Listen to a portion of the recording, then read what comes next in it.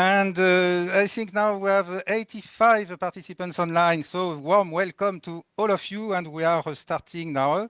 So I'm Patrice Vastel. I am based in Norway, and I am the coordinator for the Hub on Inclusion of Persons with Disabilities in MSF. And I am myself hard of hearing. I am today with Cireli. We will hopefully come back. So Cire is in charge of the communication for the Hub on Inclusion of Persons with Disabilities and is based in Abidjan. This webinar is organized by the Hub on Inclusion of Persons with Disabilities with the support of an advisory group.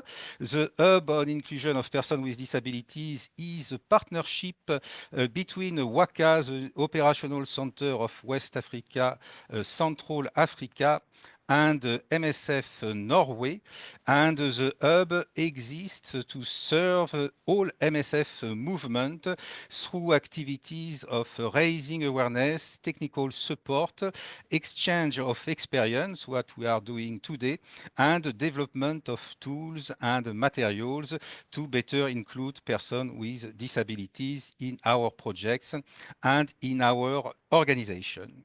So the advisory group for this webinar is made of Kemi Kanga, who is the Deputy Director of Human Resources of the OCB, Cecilia Kalelo, who is the DI Advisor for OCA, Chigozi Aunania, who is the DI Manager for MSF USA. So a big thanks to all of them for the support provided to make this webinar possible. So today is about celebrating the International Day of Persons with Disabilities, which takes place every year on the 3rd of December. And for this occasion, we will be sharing various experiences of inclusion of persons with disabilities from across the MSF movements, both when it comes to inclusion of patients with disabilities, but also when it comes to better inclusion of persons with disabilities among our employees.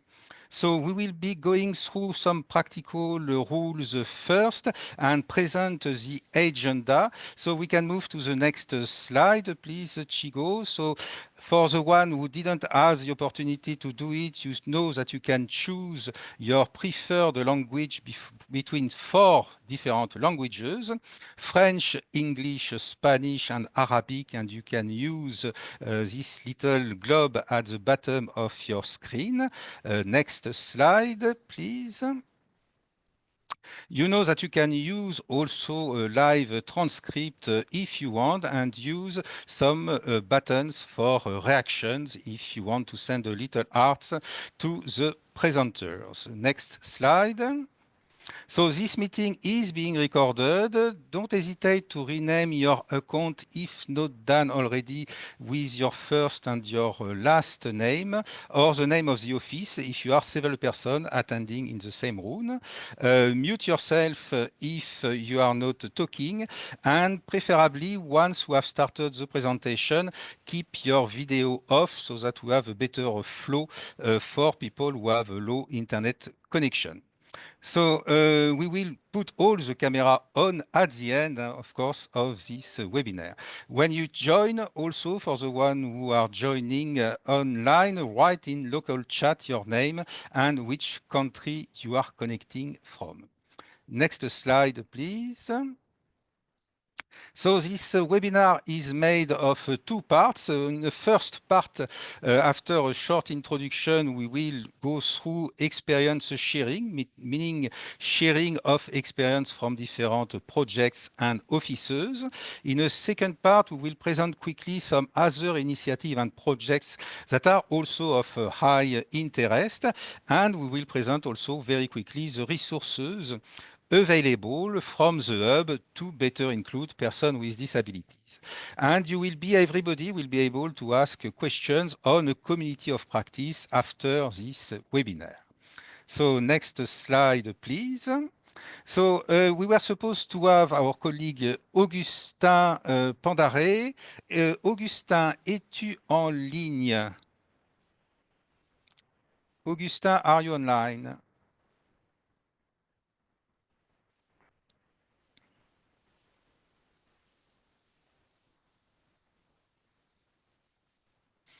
No, so we will move to the next, so plan B again. We will move to the next presentation, who is our colleague from Japan, MSF Japan. So a big thanks to her to be present at this time, as I think it's 11 o'clock or something like that in Japan at the moment. So I will now give the floor to our colleague, Dr. Hiroko Taniguchi, who is the Vice President of MSF Japan and Operational Research Coordinator for WACA in Liberia mission. So Hiroko will tell us about the efforts of MSF Japan on inclusion of persons with disabilities, and particularly the results of a survey that you have been doing this year across MSF offices and associations. So Hiroko, thanks a lot for being here with you tonight for you, and the floor is yours. Thank you, Patrice. Thank you for everybody. I'm very happy to be here today. And so, as just Patrice explained, today I will present our motion from MS Japan and also the survey results related to the persons with disabilities. So, first slide, please. Okay, so this is the cover, but please go ahead. Okay, so especially these years, MSF has had a lot of discussion about the persons with disability inclusions, especially since Patrice's motion was approved in the IGA. Actually, I think our efforts has been accelerated, but the MS Japan stop and thought, how about us? Because in Japan, we have section office and also the association, but actually we haven't reflected ourselves yet. So that's why early this year in GA, we raised the motion and it was approved. So this is the motion. Please go to the next slide. Yes, so this is our motion. So MS Japan, both association and the executive is committed to recognizing the equality and the value of all persons with or without disabilities, and positively evaluating the individual abilities and working together regardless of the disabilities, and working to create an environment that facilitates and the collaborations regardless of disabilities. So this is the core we have started working. So next slide, please. So we set up the way forward, and we have three steps, and the first step includes our positive proactive hearing from the movement. It includes the associations and the executive, and also we would like to hear from our colleagues, international organizations or UN families working in Japan. When they have offices in Japan, so we set those steps towards the next year. We have a General Assembly March every year. So we will present our survey result analysis and also our strategy. So we are in the middle of the process. Please go to the next. Okay, so from this slide, I will present the results of the survey. If there is people who responded our survey, thank you so much. So I will start with the results of the executive offices. So we disseminate all across the movement, and we received 26 offices. And then among them, 23 office have proactive intention to hire the persons with disabilities.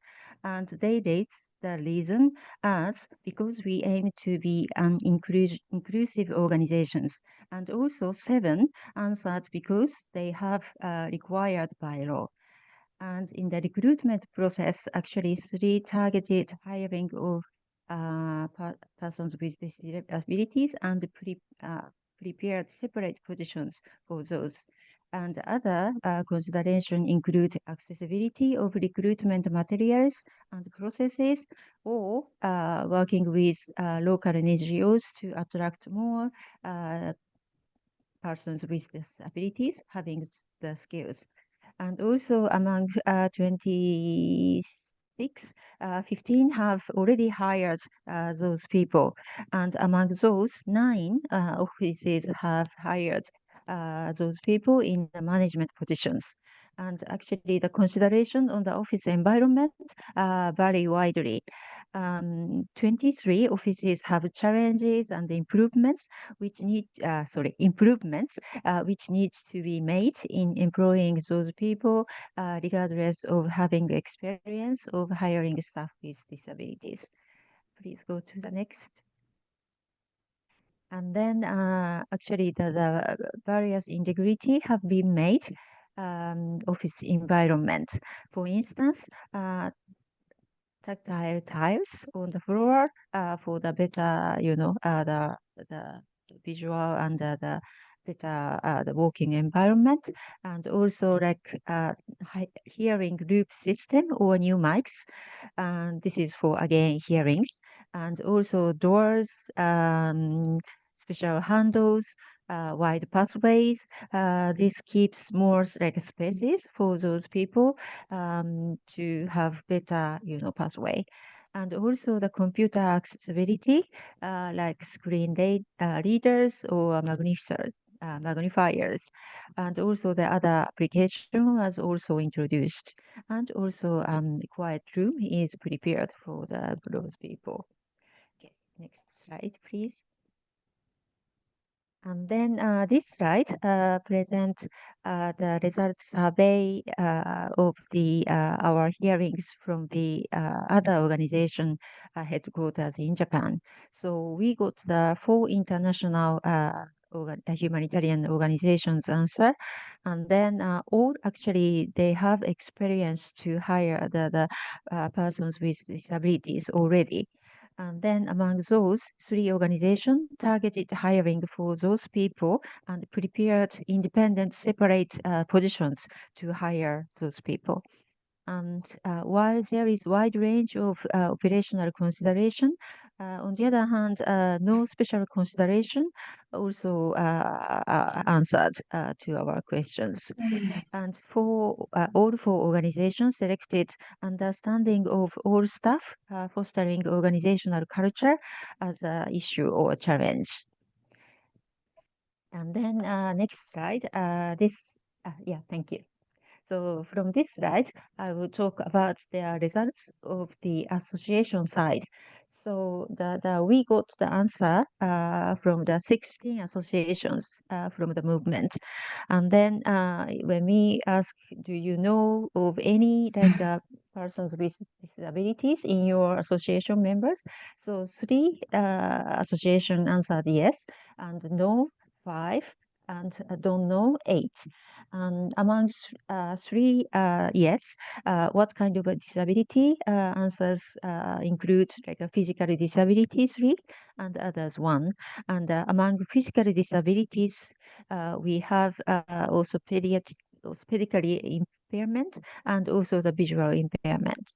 And then when we ask, do you have or any plan to have any support for disabled members to join association activities? So 2 answers for physical access and 1 financial support. So in a box, we presented what kind of support they are thinking. So maybe like some physical support or financial support, which are not given to the general association members, but for specifically for the people with disabilities. So this is the example. And please go to the next.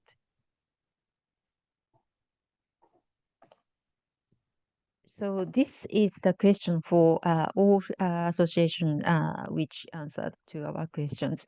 So do you think your association is open to the future applicants for your association?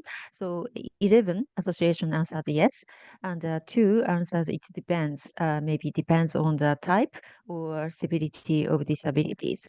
And then our next question is, do you or did you have any activities to promote inclusion of those people in your associations? And actually, the discussion about this topic includes 7 association members, and 5 association members answered awareness raising of this topic. And also some proactive invitation was heard from the 2 associations. And then lastly, what do you think about disability inclusion in MSF associations and its activities brought or will bring in our association? So basically, the 14 association members answered yes, positive impact will be brought. And then 6 association members answered challenge. So we have seen like both positive and challenges. Next slide. Okay, so this is a quick and a very simple sharing out of our survey results. But based on this, MSG Japan core member will move to the details analysis of all those results, because actually the open-ended questions, we happily have a lot of like feedbacks and sharing through the movement.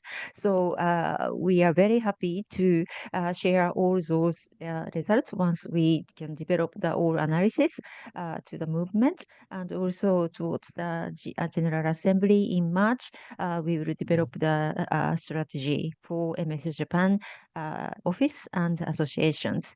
So in the end, I have 6 colleagues in core members, and also our association coordinator strongly support our efforts. So thank you very much for my colleagues, and thank you for listening here. Thank you very much. Thank you so much, Hiroko. So now we will move to Augustin, if Augustin has access to his microphone and the possibility to present. If not, it can be that Augustin, yes, Augustin, can you Oui, make... je suis là. Tu es là, d'accord. Donc, so I will give the floor to Augustin. Augustin is a radio operator of MSF OCA in Chad, and he has been really the radio operator during the last 14 years. Augustin, you wanted to, normally you should have opened this session, but we had some technical issues, so now we are very happy to be able to listen to you. And Augustin, so we can drop down the presentation now, Chigo, so that we can see Augustin in full screen. And Augustin, so the floor is yours, and we will be very happy to hear all your testimony about working in MSF as a person with disabilities, and also what lessons learned and what are your recommendations towards MSF. Augustin, the floor is yours.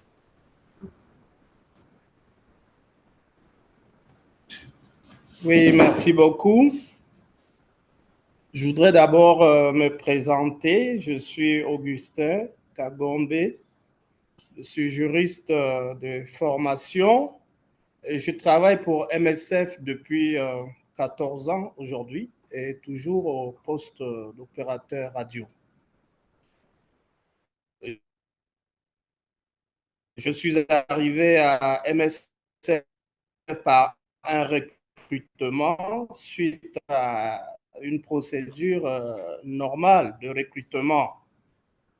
Et je suis une personne en situation de handicap.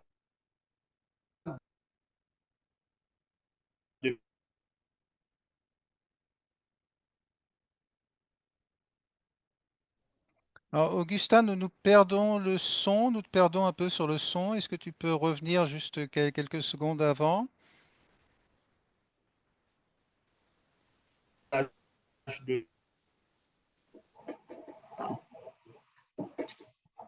De 5 ans. C'était très difficile pour moi au début, mais avec le temps, je me suis adapté. Je peux vaquer à mes occupations par les moyens que je peux. Alors, pour être honnête, MSF me considère comme une personne ayant toutes les facultés d'aptitude. Oui, à quel niveau?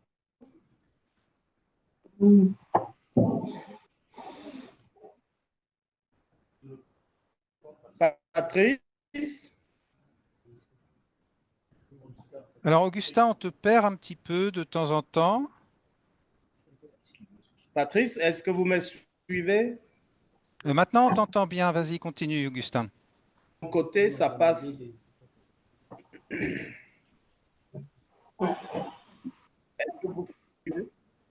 C'est bon maintenant? Est-ce que je peux Vas-y, continuer? Augustin, continue. Voilà, je me présentais donc, je disais, c'était très difficile pour moi au début, mais avec le temps, je me suis adapté. Je peux vaquer à mes occupations par les moyens que je peux. Vous êtes là? Oui, oui, c'est très bon, Augustin, continue. Voilà, donc pour être honnête, MSF me considère comme une personne ayant toutes les facultés d'aptitude physique comme les autres, hein, parce que je n'ai jamais vu une manifestation particulière me prouvant que je peux bénéficier d'une situation particulière. Alors, je travaille dans les horaires normaux comme les autres, et plus encore, il y a des jours où je travaille la nuit. Alors, pour moi, les personnes en situation de handicap doivent pouvoir normalement vivre de manière indépendante. Elles peuvent pouvoir décider librement de leur vie. Elles doivent aussi avoir les mêmes droits que les personnes qui n'ont pas d'handicap et bénéficier d'une aide pouvant leur favoriser certaines tâches. Les personnes handicapées doivent recevoir l'aide dont elles ont besoin. Par exemple, dehors, elles doivent recevoir de l'aide pour trouver leur chemin. À l'école, elles doivent recevoir de l'aide pour apprendre. Et au travail, elles doivent aussi recevoir de l'aide pour faire leur travail normalement. Alors, les personnes en situation de handicap ont le droit de travailler comme les autres personnes. Elles ont le même droit à la formation professionnelle que les autres personnes. À mon avis, les clés de l'inclusion de personnes handicapées dans les missions MSF peuvent être les suivantes. Dans un premier temps, MSF peut chercher à savoir plus sur le risque d'inclusion de personnes handicapées et mener une sensibilisation en commençant par les collègues même du travail. Ceci pourquoi? Parce que les principaux obstacles à l'inclusion sont les attitudes, quoi.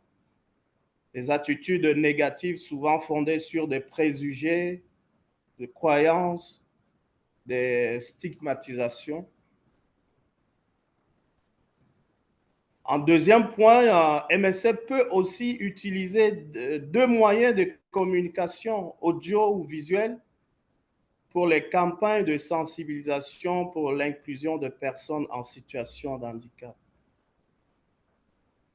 Pour atteindre un public plus large, on doit penser à une communication accessible pour l'inclusion de personnes en situation de handicap. En troisième point, MSF peut contacter et collaborer avec les organisations de personnes handicapées. Ces organisations peuvent donner un bon aperçu de la façon dont les installations, les services soutenus par MSF peuvent être rendus plus accessibles aux personnes handicapées.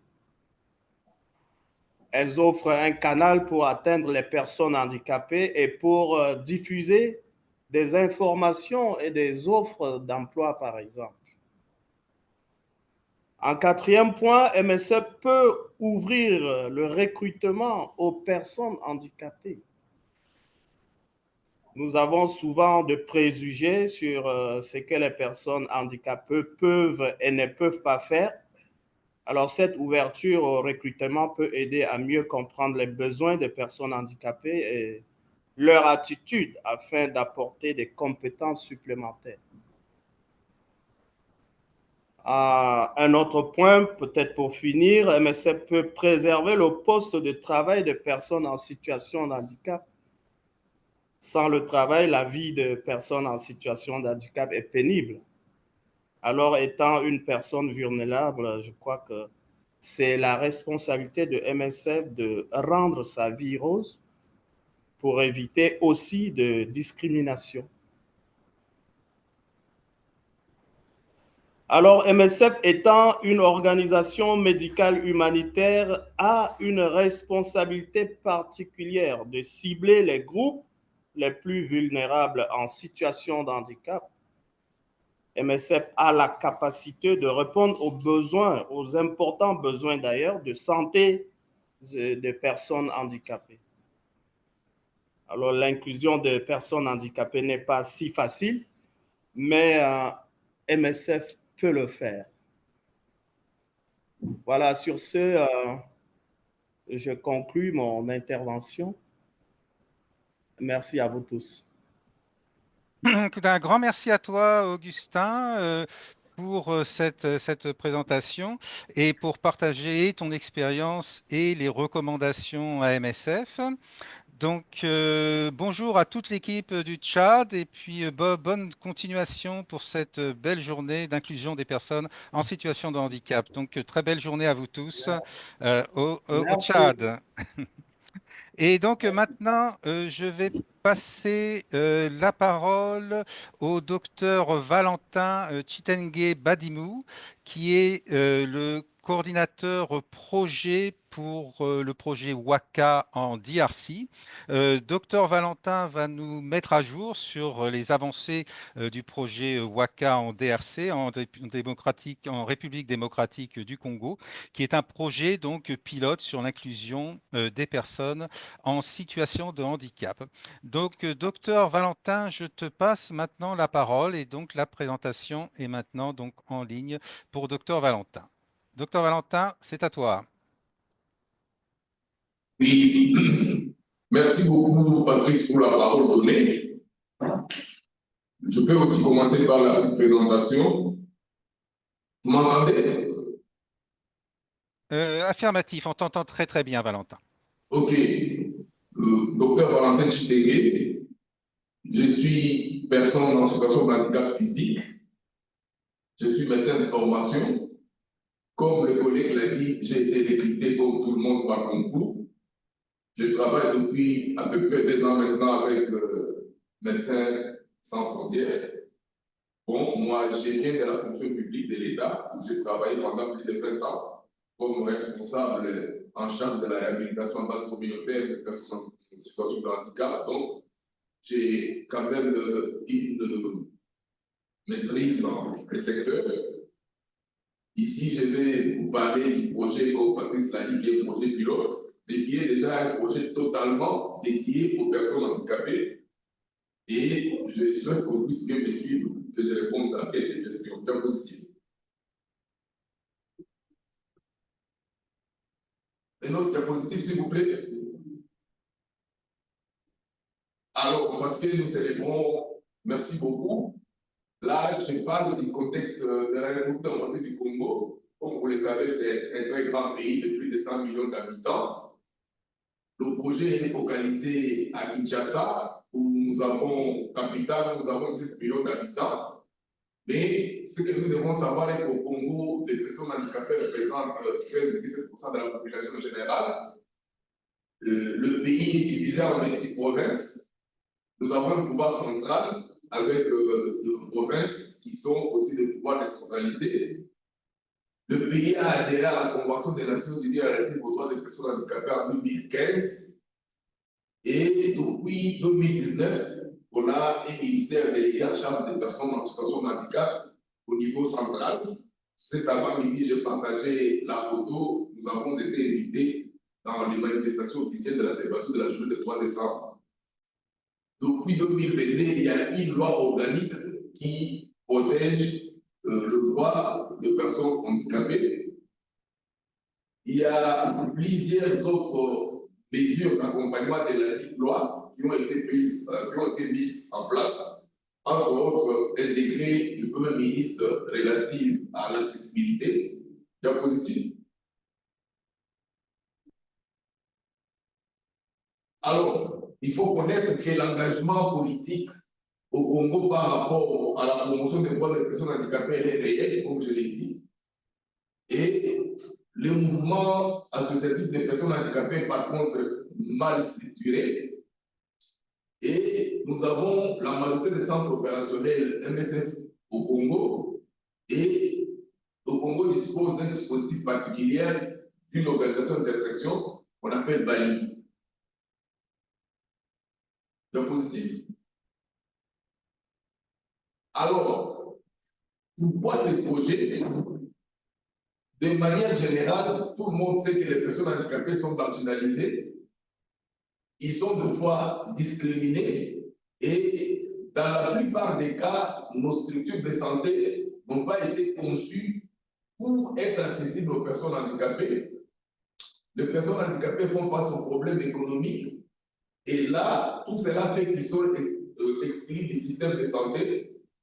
On a le problème d'accessibilité physique. On a le problème d'équipements qui ne sont pas adaptés, mais le vrai problème de la communication qui rencontre certaines catégories de personnes handicapées dans nos structures. Alors, notre projet est en ligne avec, s'il vous plaît, d'abord, l'objectif de ce projet, c'est de contribuer à l'amélioration de l'accès aux soins de santé primaire pour les personnes en situation de handicap et d'autres personnes vulnérables dans les deux zones de santé dans la ville de Kinshasa. Pour notre information, ce projet consiste plus à briser les barrières d'accès aux soins pour les personnes en situation de handicap. Il s'agit là des barrières physiques, des barrières économiques, des barrières psychosociales, des barrières à la communication.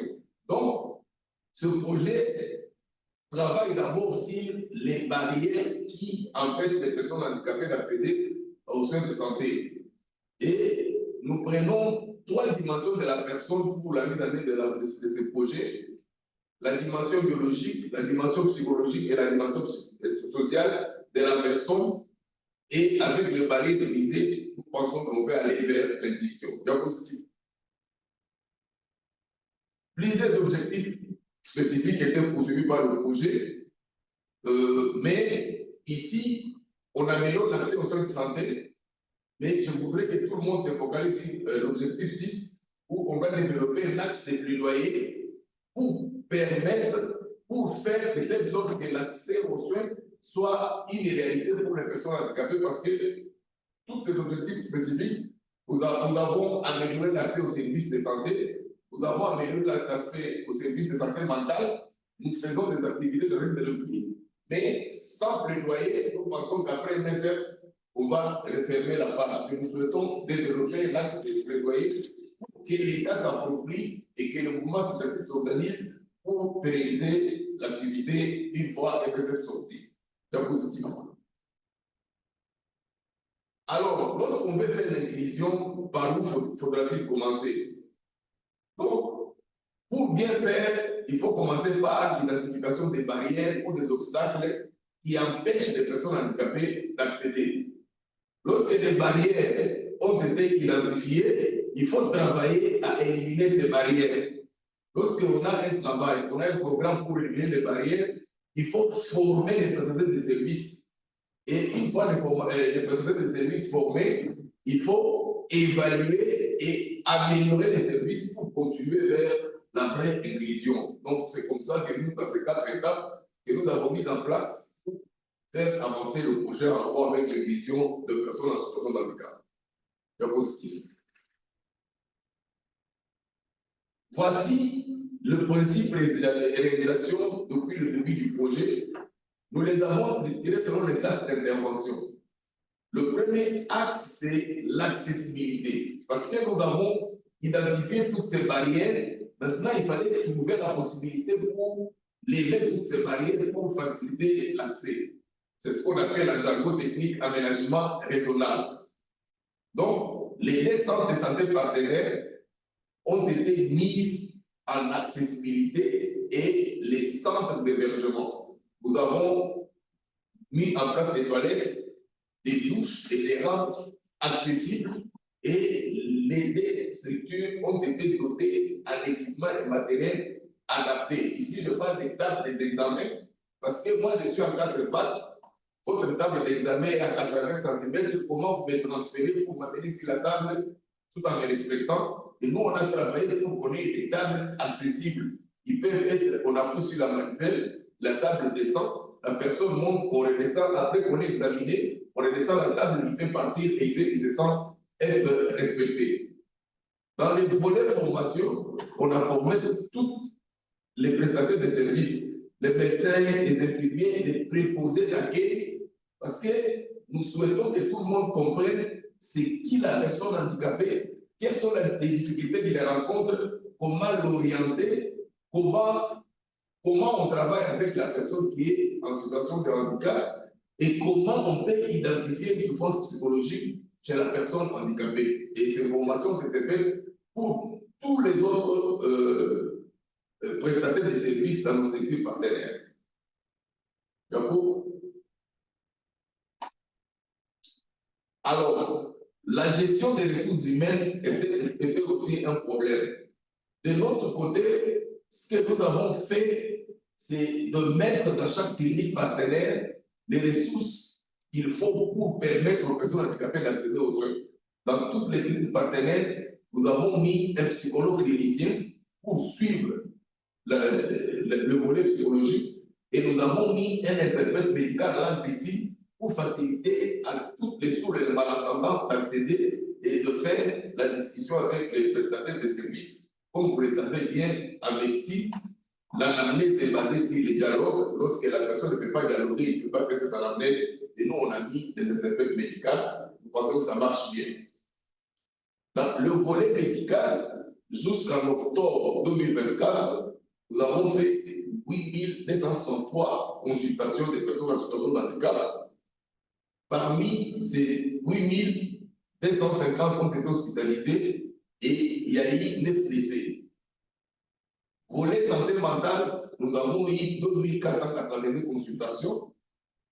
Et volet social, nous sommes en train de faire un appui d'une activité de revenu pour toutes les personnes handicapées dans les centres d'hébergement où ils sont, avec l'appui de l'associatif. Nous avons mis en place un projet où tous ces groupes sont en train de travailler et ils trouvent les moyens pour subvenir à des besoins. Parce que quand tu fais les psychologiques sans les sociales, sachez que ça ne va pas aider à grand-chose. C'est possible. Nous avons, dans le volet de promotion de la santé, nous avons organisé une grande campagne de sensibilisation sur les handicaps. Donc, c'était une campagne digitale sur Facebook pendant des semaines. Il y a eu 9000 et quelques de vues et plus de 2000 personnes ont été atteintes. Et cette campagne a prouvé que les gens étaient intéressés parce que nous avons reçu beaucoup de retours. Nous sommes en train de travailler avec les chauffeurs des taxis, parce que dans la ville de Kinshasa, les transports ont un casse-tête et on les sensibilise pour le respect aux personnes en situation de handicap. Nous travaillons avec toutes ces personnes pour que chacun comprenne pourquoi il est important de respecter le droit des personnes en situation de handicap Et nous avons vraiment reçu beaucoup de commentaires pertinents et beaucoup de gens ont souhaité que le projet de la campagne digitale soit, on devrait étendre cette campagne, mais là, on s'est arrêté pour 2025 et 2024. On va voir en 2025 si on va encore avoir une autre campagne digitale où on va sensibiliser au respect des droits et à la problématique du handicap. En résumé, l'amélioration de l'accès aux soins de santé ainsi que d'autres services sociaux de base pour les personnes en situation de handicap et d'autres groupes vulnérables exigent de tenir compte de l'approche basée sur les droits humains. C'est lorsque vous considérez que c'est leur droit que vous avez l'obligation de leur rendre leurs droits. Et nous demandons à tout le monde de tenir compte de l'approche de droits humains. Parce qu'il faut impulser les changements. Les changements pour l'inclusion doivent commencer de haut vers le bas. C'est lorsque le management prend en compte, c'est lorsque le responsable numéro 1 prend en compte la question de l'inclusion que l'inclusion peut être possible. Parce qu'en voulant faire l'inclusion, il faut prévoir un budget et ça permet à ce que de haut en bas, on parle de l'inclusion, on sensibilise, ça va aider à ce qu'on puisse marcher. Donc, il est important, lorsqu'on veut faire l'inclusion, d'intégrer systématiquement la collecte de données spécifiques au PSH dans tout le projet. Généralement, dans la plupart des cas, on collecte des données selon l'âge, les sexes ou la pathologie. Mais on oublie que les handicaps ont une répercussion négative sur la vie de la personne. Donc, la collecte de données doit intégrer la dimension handicap pour que vous compreniez. Vous êtes dans une communauté, vous faites la campagne de sensibilisation pour les maladies à main sale. Mais dans cette communauté, il y a beaucoup de personnes en situation de handicap. Donc, comment on fait pour que ces personnes accèdent aussi à l'eau, pour qu'elles aussi évitent ce genre de maladies?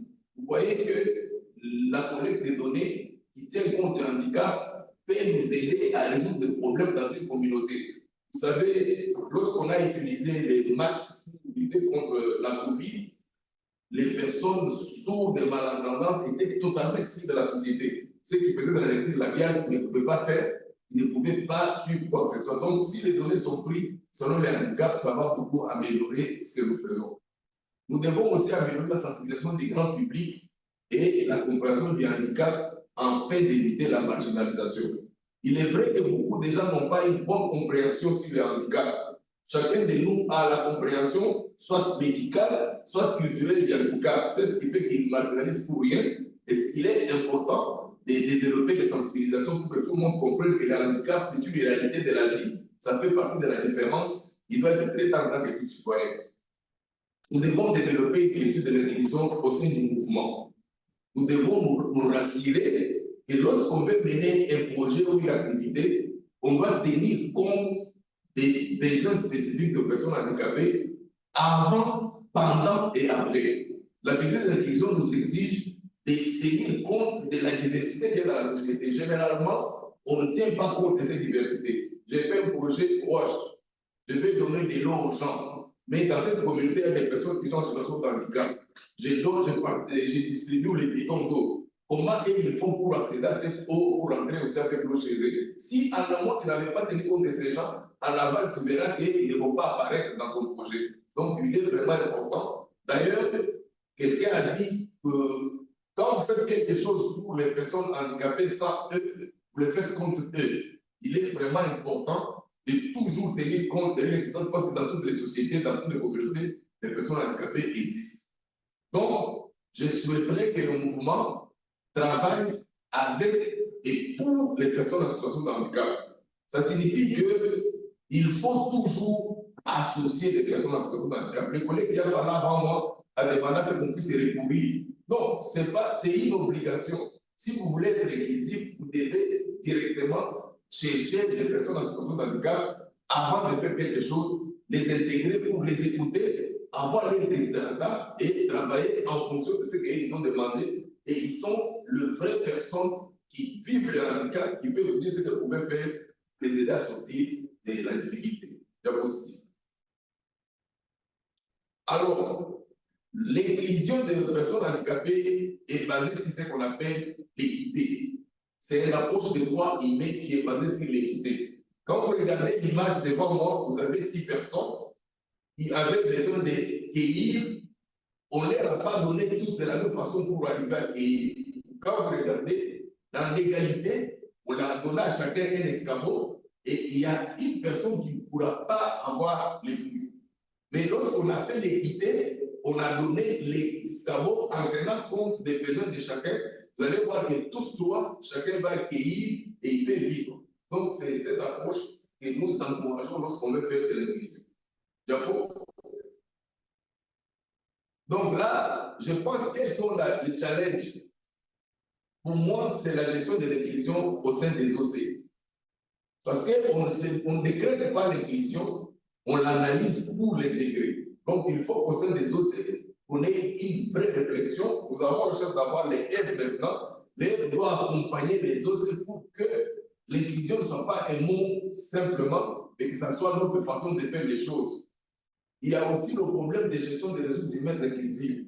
En fait, le collègue qui a parlé, je comprends qu'il est question d'analyser le milieu du travail et proposer ce qui est adapté à toute catégorie de handicap. Parce que le handicap n'est pas un groupe homogène en termes de besoins. J'ai compris que le collègue qui a parlé est un handicapé physique comme moi, mais nous, en tant que personnes handicapées physiques, nous avons des problèmes que nous rencontrons, que les sous ne rencontrent pas, que les appels ne rencontrent pas. Donc, la gestion des ressources humaines inclusives doit nous aider à tenir compte des catégories et des besoins et des solutions que nous pouvons trouver. Donc, on doit avoir cette politique de gestion inclusive des ressources humaines au sein du mouvement. Ça va permettre à ce que l'inclusion soit une réalité. Et j'insiste sur la formation continue, parce que le secteur du handicap aujourd'hui, c'est tout un secteur qui a développé des concepts. Il est important que tous ceux qui sont dans les opérations, nos équipes opérationnelles soient formées sur les handicaps pour qu'ils sachent quoi faire lorsqu'ils sont devant un cas de personnes en situation de handicap. Merci beaucoup. Voilà ce que j'avais à échanger avec vous. Je suis disposé à répondre à une question s'il y en a. Merci beaucoup et nous souhaitons tous bonne fête le 3 décembre. Merci. Thank you very much, Dr. Valentin. So to you and to the whole team for this presentation and also for this amazing project in Kinshasa. So it's a project that is holistic and that combines an approach of the operations of the executive and also of the association that acts in a complementary manner with the activities in the operations. So really a beautiful project. And now we will give the floor to our colleague Élisée Mouizerwa. Élisée is a WACA Mobile Implementation Officer on Inclusion of Persons with Disabilities, and he will tell us about a review he has been doing this year among all the other WACA projects in different countries. So Élisée, the floor is yours. Okay, thank you, Patrice, and good evening, everyone. Are you hearing me? We hear you well. I don't see you yet. Yes. Yes, I put up my video. Okay. All good now, Élisée. Slide, please. Okay, thank you, dear Patrice. I'm Élisée Mouizerwa. I'm in charge of inclusion of persons with disability in MSF WACA, and I'm going to share with you experience from other MSF WACA projects regarding the inclusion of persons with disability for this day of, we are celebrating this special day of persons with disabilities. Next, please.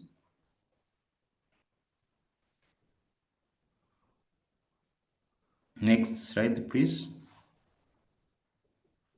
Okay, thank you. So in the context of putting up effort for inclusion of persons with disability in MSF WACA, I have been managed to visit 9 projects in and the respective 4 coordination offices in order to analyze the inclusive practices, accessibility of health services, participation of persons with disabilities, as well as identifying the area of improvement and defining the perspective for improvement. During that period, I'm going to share with you the key remarks that I realized during my first visit.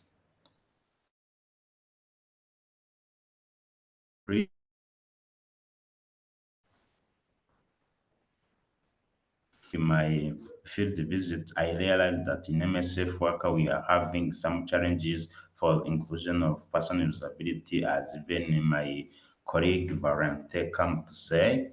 We are having physical accessibility for most of our health infrastructures are not free access.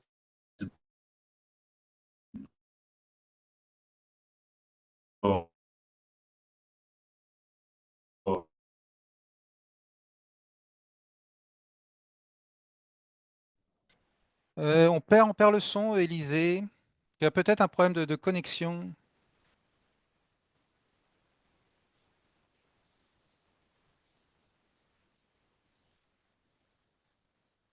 Donc, Élisée, on ne t'entend pas. Si tu pouvais vérifier la connexion de ton côté.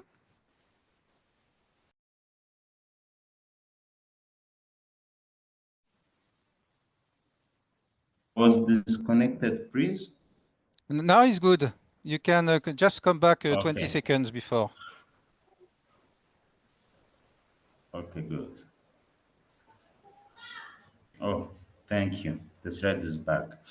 I was saying about the lack of rehabilitation program for either children or adults, as well as lack of access to assistive devices is a big challenge for persons with disability. Another point is limited social inclusion for persons with disability in their respective community where they can face limited participation, stigmatization, and even social discrimination. This is also another point that I I met during my visit. Another point is about scarcity of staff with disability. When we talk about inclusion, we need to see persons with disability occupying some different position in our workplace, but still we are facing such challenge of seeing a person with disability working in a different position. Another point is about lack of collaboration with organization of persons with disability at local context to learn from them, to hear from their experience on how to improve the inclusion. Those are the key challenges that we have been observing. Next, please.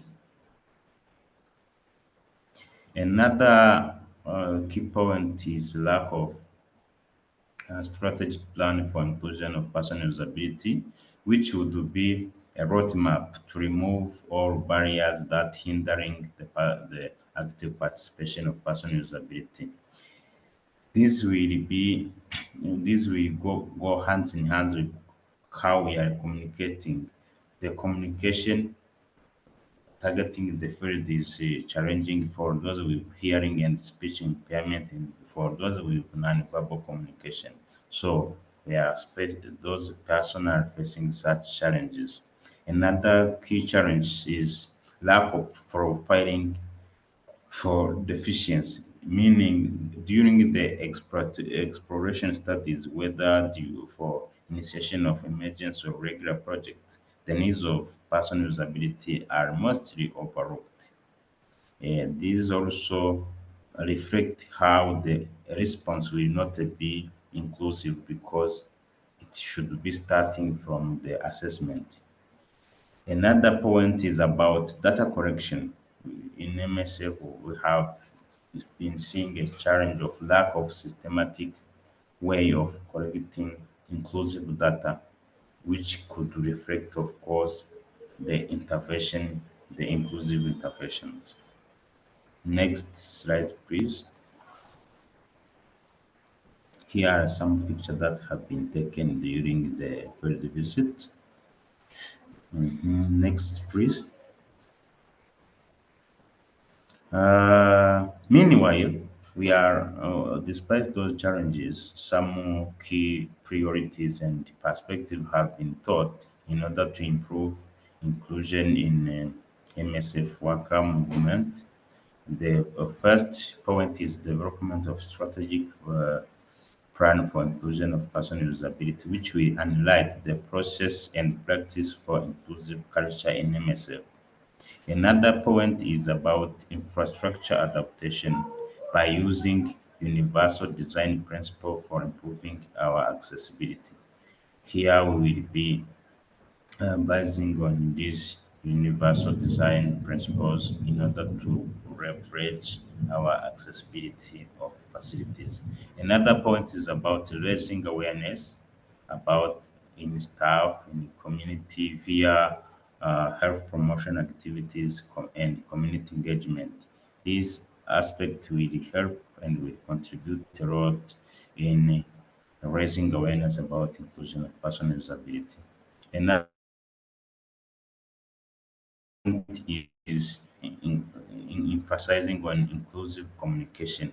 Here we intend to use diversified methods of communication while we are interacting with our community members, with patients, and in the different workshops. Another point which is crucial is having the inclusive focal person on every project. Here, those people will keep on writing the culture of inclusion will be organized, will be trained in order to train their fellow staff, and they be the people who will carry the right on inclusion. Next,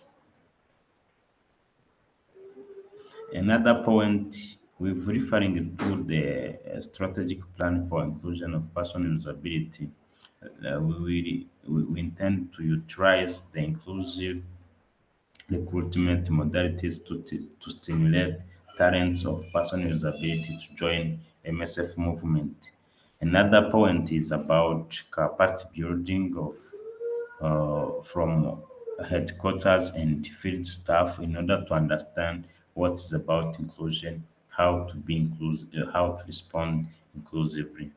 And another point is about strengthening the collaboration with disability actors and organizations of persons with disability at local level.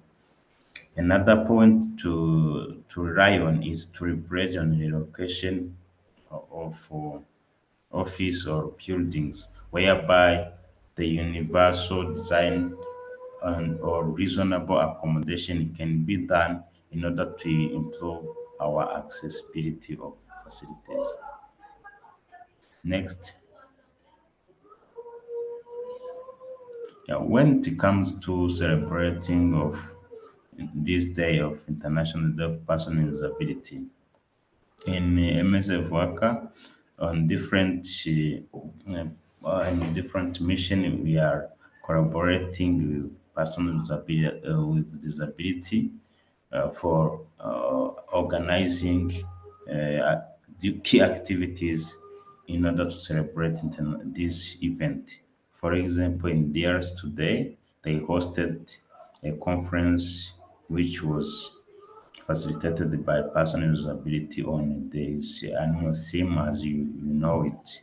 And also they organized the exhibition to promote talents of person with disability.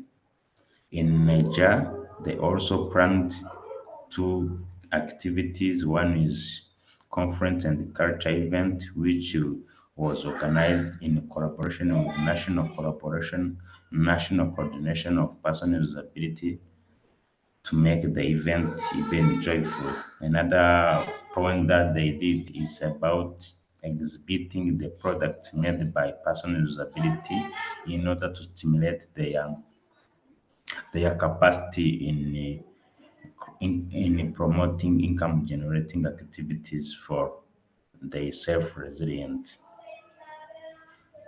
Next slide, please. In Chad, they also organized one activity which is about campaign on inclusion of persons with disability in emergency response. While in Ivory Coast, they also organized one activity which is about the panel discussion of organization of persons with disability together with legal experts on a legal framework for inclusion. They were together with focal person from Ministry of Health while they were talking about the annual theme, as you know, it about the emphasizing on amplifying the participation of persons with disabilities in leadership structures. In Nigeria, we were waiting for the update while at the HQ. Not of our colleagues are attending this important event. Next. So, in order to achieve inclusive practice in MSF, we need Elise, to if you have, can wrap up in 1 minute. yes, A bit yes. more, it's okay. Thank you. We need, yes, yes. We need to have we need to have developed a tool. We need also to stimulate internal and external advocacy to promote inclusion. We need also to take a part in technical support and coaching. We need also to have the sharing experience and learn from other actors who are implementing inclusion. Next, please, to conclude. Actually, here are key activities that have been achieved during this year where we are celebrating. Like in MSF Worker, we are stimulating inclusive data reporting system, and also we are initiating collaboration of actors and organization of persons with disabilities. Next slide, please. After this event, we are intended to share with the key participants the recent learned from this celebration and key achievement of what have been done. All of those elements will be documented and shared. So thank you for your kind attention. If there is questions, I'm ready to respond to. Thank you. Thank you, Elise, and you did indeed really a great job this year to go from one WACA project to another. And it's very nice to see that there are several projects who are having activities today for this International Day of Persons with Disabilities. We are now going back to DRC, in fact, with the project of Walikale, OCA project in Walikale. So, Fiston Azouza, the floor is yours. Fiston, c'est à toi. Merci Patrice. Comme vous le savez, je suis Je suis dans la République démocratique du Congo, la province du Nord Kivu, en territoire de Walikale. Et là, je suis point focal DI dans les projets. C'est un peu ça comme présentation. On peut aller. Slide. Oui. Oui. Comme contexte, là, nous avions essayé de prendre un peu quelques éléments comparatifs par rapport aux personnes recrutées dans les projets du côté partenaire, les personnes vivant en situation de handicap, et aussi du côté du ministère. Comme ce qui est mentionné chez MSF, dans les projets Walikale, MSF OCA, sur 84 staffs, nous, on n'a que 2 personnes qui représentent 2% des personnes vivant en situation de handicap et qui sont recrutées dans le projet. Du côté ministère ou le bureau central de la zone de santé de Walikale, sur 18 staffs, on n'a que 4 qui représentent 22%. Et dans l'hôpital HG, hôpital général de référence de Walikale, on n'a que 4 personnes vivant en situation de handicap sur un total de plus de 100 personnels qui sont utilisés et qui travaillent dans l'hôpital comme personnel. Il n'y a que 4 personnes. Donc, allez-vous savoir avec moi que c'est encore un souci vraiment pour l'inclusion des personnes vivant en situation de handicap dans notre projet. On avance. Oui. Parmi nos réalisations, nous avons une très bonne collaboration avec l'association qu'on appelle IPDH, Union des personnes handicapées pour le développement. Swahili, on appelle Shirika la Walemavu.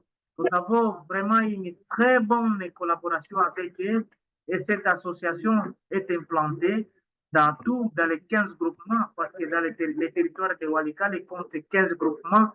Et dans les 15 groupements-là, cette association est bien implantée, bien assise, et ils sont vraiment très actifs avec les actions du développement. On a mis une action qu'on appelle les Baraza. Les Baraza, c'est une initiative locale qui nous aide dans le cadre de la DI de trancher les problèmes, les conflits interpersonnels, les conflits au milieu du travail. On a dit, à travers ces initiatives, il y a une vraiment légère amélioration du point de vue DI ou conflit entre le staff MSF et BCZ, parce qu'il y avait encore des couacs, des différends entre le staff du ministère et le staff de OCA, parce que nous travaillons dans une même hôpital. Alors, du point de vue litre ou prestation, le staff du ministère se trouve un peu lésé parce qu'il trouve un peu moins, contrairement au staff BCZ, où ils travaillent ensemble. Il y a des enquêtes faites par MSF sur DI concernant l'inclusion des personnes vivant en situation de handicap, une enquête du côté ministère, une mise en place du comité DI, c'est parmi vraiment les grandes réalisations. Nous avons un comité DI dans l'hôpital général de référence de Walikale. Et là, parmi les représentativités, il y a des personnes vivant en situation de handicap qui sont dans cette association-là, qui est représentée de 12 membres très actifs. Et à cela, on a livré 6 dialogues dans le cadre des Baraza pour briser les conflits interpersonnels, les conflits en milieu du travail. Il y a aussi des dialogues faits entre les staff MSF et entre eux. On passe. Slide. Slide, oui. Constat pour l'accessibilité des personnes vivant en situation de handicap. On a vu constaté dans les bureaux MSF OCA Walikale, nous avons seulement sur un total de 84 staff, nous avons des portes latrines adaptées aux personnes vivant en situation de handicap. Pour le staff du bureau central de la zone de santé et à l'hôpital général de référence de Walikale, nous avons des latrines adaptées aux personnes vivant en situation de handicap. Et à l'hôpital général de référence de Walikale, reçoit au minimum 15 patients. Allez-vous comparer avec moi, c'est encore un défi. Sur l'effectif, l'hôpital qui reçoit au minimum 15 patients par jour, nouveau cas, et avec des portes de latrines adaptées aux personnes vivant en situation de handicap, c'est encore quelque chose à relever. Comme conclusion à ce stade-là, nous disons que les DI ou l'inclusion des patients vivant en situation de handicap ne sont pas bien réunis, mais il y a encore les rampes. Oui, il y a présence des rampes dans l'hôpital et dans la base MSF. Pour ceux qui utilisent les fauteuils ou roulants, il y a quand même des rampes, ils peuvent circuler et passer par-ci par-là. Nous osons croire avec la finalisation, parce que l'hôpital est en cours de construction, on est en train de moderniser quand même l'hôpital de Walikale. On espère qu'après le finissage du projet de construction, on va mettre en place quand même. Donc, c'est parmi les recommandations et ça va s'observer dans l'année en cours, l'année 2025, on va observer est-ce que le projet de construction a mis quand même en place les recommandations données par les comités DI pour un peu faciliter l'inclusion des personnes vivant en situation de handicap. Merci. Oui, slide. On passe. Nos réalisations pour 2024, nous disons... Tu peux boucler en 1 minute encore, c'est bon? Oui, on a quand même des réunions qui sont tenues avec le ministère et staff BCZ. Nous avons des réunions tenues avec l'association Shirika la Walemavu nous avons des sessions de match foot et contient la mise en place des comités DI dans l'hôpital et aussi la mise en place d'une équipe foot qu'on appelle équipe médicale BCG de MSF. Oui, on passe. Slide. Oui, parmi les perspectives d'avenir, nous comptons organiser des rencontres ou des tables rondes avec les responsables du projet, qui est le coordonnateur des projets, pour vraiment favoriser, faciliter l'inclusion des personnes vivant en situation de handicap dans les projets. Nous comptons renforcer vraiment la collaboration avec l'association Union des personnes vivant en situation de handicap, Shirika la Wamavu. Nous prévoyons organiser des briefings, des formations, des réunions, des assises ensemble et aussi continuer à chaque année célébrer la journée du 3 décembre qui est la journée d'inclusion des personnes vivant en situation de handicap. On souhaite vraiment l'organiser à l'habituel dans les jours d'avenir pour favoriser et faciliter vraiment l'inclusion de ces gens. Oui, on passe. Slide. Parmi les recommandations, nous disons, comme il n'y a pas vraiment dans la mission les points focaux, on dit que si ça peut aller dans les jours d'avenir, pensez à mettre un point focal au niveau de la mission qui est chargée de l'inclusion des personnes vivant en situation de handicap. Offrir une formation sur l'inclusion des personnes vivant en situation de handicap pour tous les nouveaux staffs qui entrent dans les projets. S'assurer aussi de la formation et l'inclusion dans les nouveaux staffs ou les briefings pour tous les nouveaux staffs. Slide. Merci, nous disons vraiment merci pour votre humble participation, pour toutes les personnes qui nous écoutent à ce moment. Vraiment, nous disons grand merci pour votre participation à cette session d'aujourd'hui. Merci. Beautiful team, beautiful photo. Thanks a lot, Fiston, for this very good presentation. And it's very, very nice to see this very strong collaboration you have with an organization of persons with disabilities. So, Chigo, we can now put the presentation down as we are going to give the floor to Kemi and Clémence to tell us about the work of the working group in Paris. So, Kemi and Clémence, the floor is yours. Bonjour. Bonjour. Alors, on se présente peut-être rapidement. Donc, moi, je suis Clémence, responsable de l'administration RH chez Epicentre. Et donc, Epicentre collabore avec MSF France sur la question du handicap. Oui, et moi, je suis Kémy Kanga, DRH adjointe à Paris. Donc nous, on va juste faire un update sur le groupe de travail qui a été mis en place conjointement. Pour mémoire, en fait, la genèse de ce groupe de travail, donc c'est une initiative qui a été poussée par les administrateurs et la direction générale de MSF France. On a donc pris la décision de créer un groupe de travail qui incluait des personnes qui étaient concernées par les difficultés rencontrées, donc des personnes en situation de handicap. Et ce groupe de travail donc, qui comporte à peu près une quinzaine de personnes qu'on anime toutes les deux en collaboration, concerne à la fois MSF et Epicentre et porte pour l'instant plutôt sur des actions qui portent sur les salariés du siège.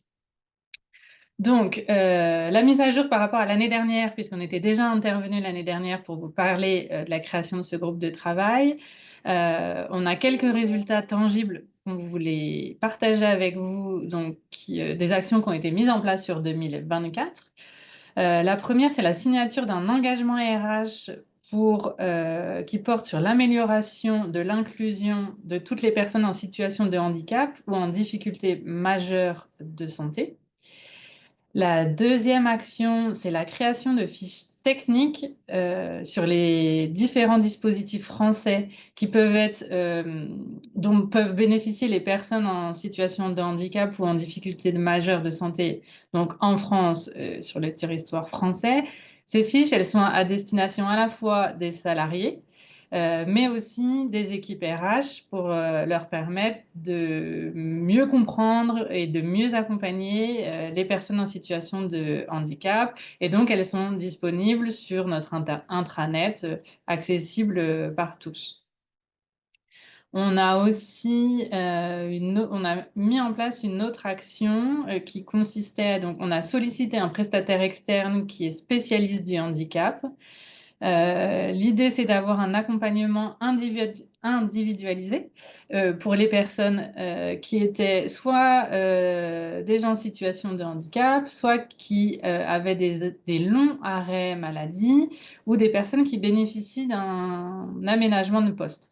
Donc, ce prestataire externe, spécialiste du handicap, a reçu en fait des personnes qu'on avait identifiées, et ces personnes ont pu poser leurs questions, discuter en fait des besoins et de l'accompagnement dont elles avaient besoin. Et voilà, on a pu travailler en fait individuellement sur chacune des problématiques de ces personnes.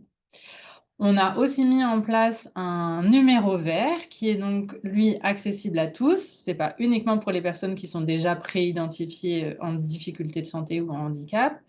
Donc, c'est un numéro vert qui peut être appelé, oui, merci, par tout le monde. Donc, ça peut être pour ses propres problématiques ou les problématiques de son entourage. Et ce numéro vert est également assuré par ce prestataire externe qu'on a sollicité. Voilà.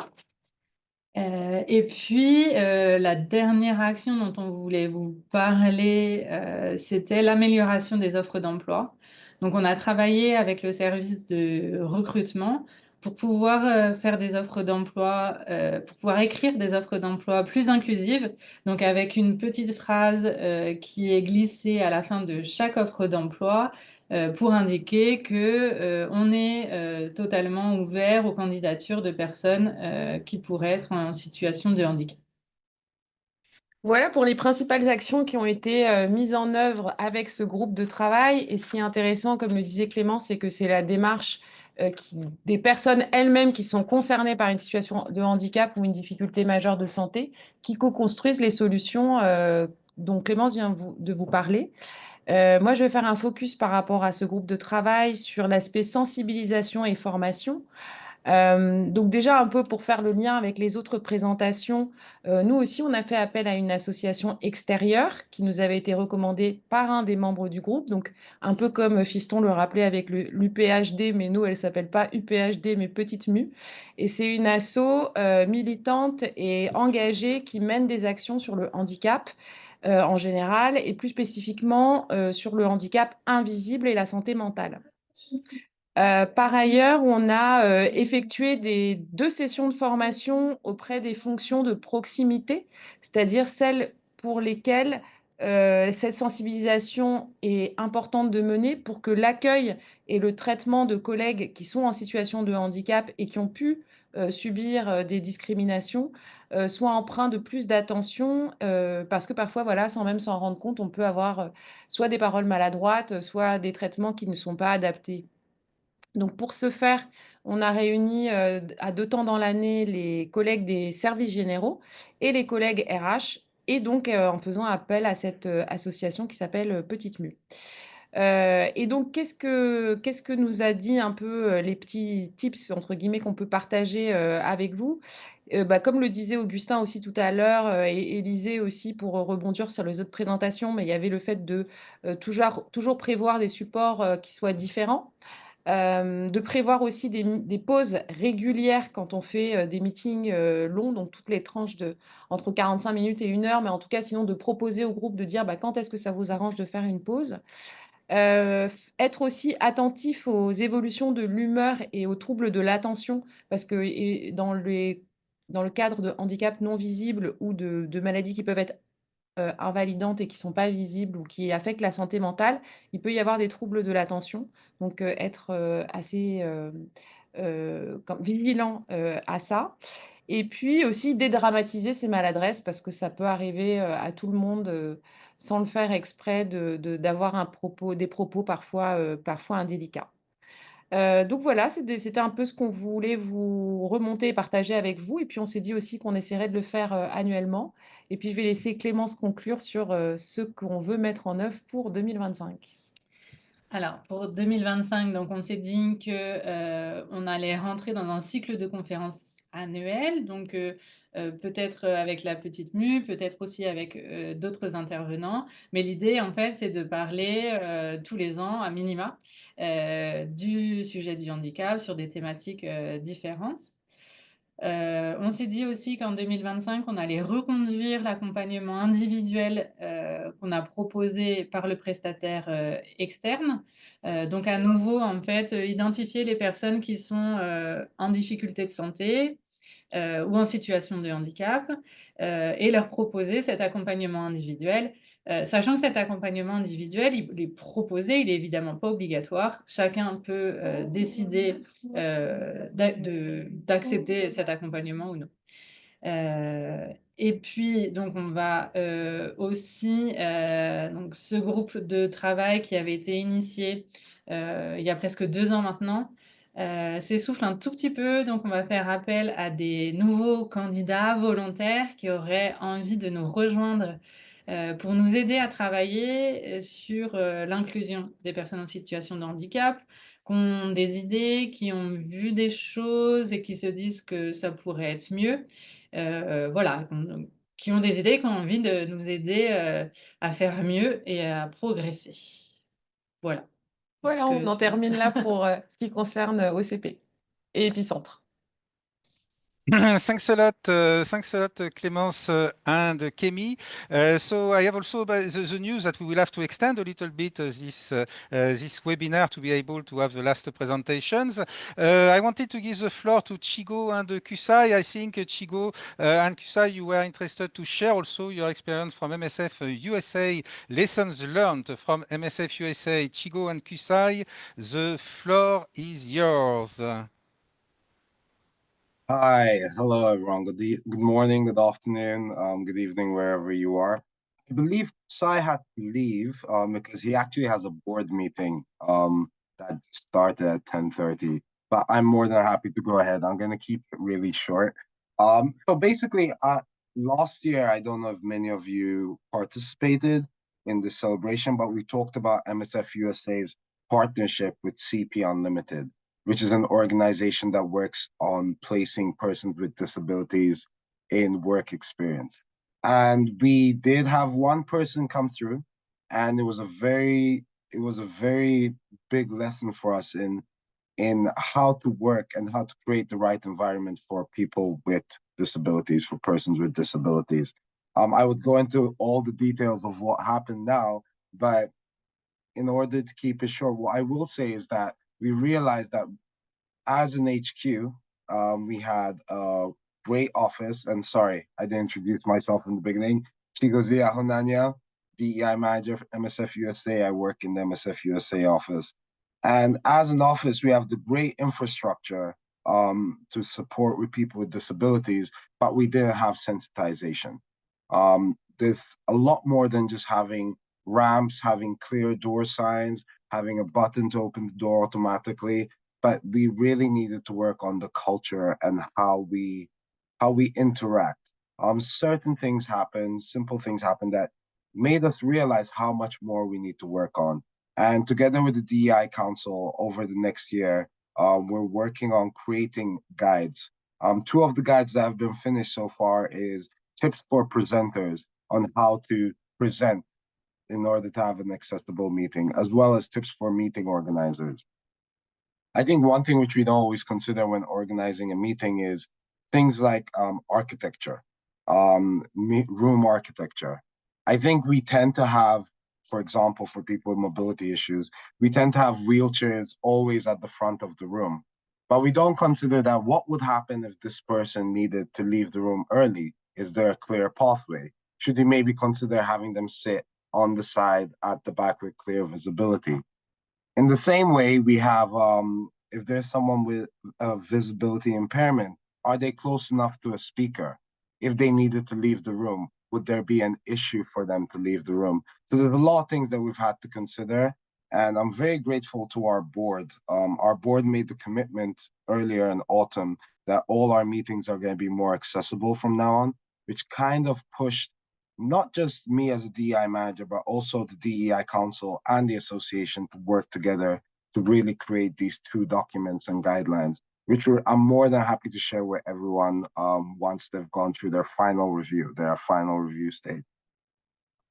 Another thing which I want to share is, which Kusai was going to share. Unfortunately, I couldn't attend this training, but we recently had a regional association meeting in Denver. And Kusai, who is our board member, former DEI co-chair, and also a person with disabilities, led the training on sensitization and creating the right environment for people with disabilities, which I think went a long way. And as MSF USA, that's going to be our focus over the next year. As far as infrastructure, we're doing good. Of course, there's always improvement, but really creating a general sense of sensitization, which really starts by asking questions and having the right communication in order to create the best environment for people with disabilities. I have more to share, and I wish Kusai was here to go into more details, but that's all I have for now. Thank you very much, and wishing you all a great International Day of Persons with Disabilities. Thank you so much, Chico and Kusai. So we will wrap up quickly. You will receive the presentation, all the presentations, and the recording very soon in a follow-up mail. In this follow-up mail, you will have also different links to other projects that we couldn't find the time also to present. But as, yes, next slide, please. So we wanted to mention also the OCB project of reconstructive surgery in Amman, which has been running since 2006. So it is a project with a holistic approach combining reconstructive surgery, fabric of 3D prosthesis, rehabilitation, physiotherapy, occupational therapy, and mental health support. So you will receive in the follow-up mail a specific report about this project and link where to get more information. We wanted to mention also this OCB supply project, so a very interesting initiative in Lebanon that is combining protection of the environment and support to persons with disabilities. So meaning the pallets used for the supplies are recycled by persons with disabilities who make furniture and then generate an income. We wanted to mention also the OCG project in Ukraine, who is developing standard procedures for recruitment inclusive of persons with disabilities, and they are ready when it will be done also to share with the movement. We have been also in the hub doing this year, and we will plan to continue to do it next year, some workshops with OCBA and OCA in DRC and OCA. So we tried also the idea of workshops for the team in projects, workshops on 2 hours on inclusion of persons with disabilities in remote. We wanted also to give our congratulations also to MSF Italy, who just moved yesterday on the 2nd of December to a new office in Rome, an office that is sustainable, inclusive, collaborative, and accessible for persons with reduced mobility. So we cannot be exhaustive. There are also other initiatives within the OCB. There is an action plan with East Africa Association next year, more initiatives that we know about and many other initiatives that we don't know about. So there are a lot of experience already on the shelf that we can share. There are also a lot of practical tools from the hub. We can go very quickly through them through this short presentation. Everything is available on our portal or on the repository. You have videos available for you. You will have, next slide, a documentary. You have online course. You have a game. You have implementation guidelines. What more do we have? We have posters available also. Voilà. And of course, so you will have after all this a lot of questions, and we knew in advance that we will never have time to answer all these questions online. So what we decided for the questions was to create a community of practice where you will be able to go. So you can already scan this QR code, go there and post your questions on this community of practice, and you will receive also in the follow-up mail and this code also and the link, so you will be able to ask all your questions on this community of practice. So now we can put the slide down. You will receive definitely this QR code also in the follow-up mail. At this stage, what we can say, thanks. To finish, thanks to all the participants, the panel, the organizers, the technical team, thanks to our translators. You can now put your camera on. So thanks to our translators, Fatima, Oscar, Colette, Ahmed, and Margaret. So you can all put your camera on so that we can say goodbye to each other. We can celebrate this day of persons with disabilities. We wish you all a beautiful and inclusive day. And we invite the speakers to stay also after this so that we can debrief. So thanks a lot to all of you who could attend. Hiroko, I am impressed you are still with us, and it's more than midnight there in Japan. So thanks a lot for staying so long. Very nice to see you all. Have a very good end of the day and a very good inclusive day. Thank you. Thank you, everyone.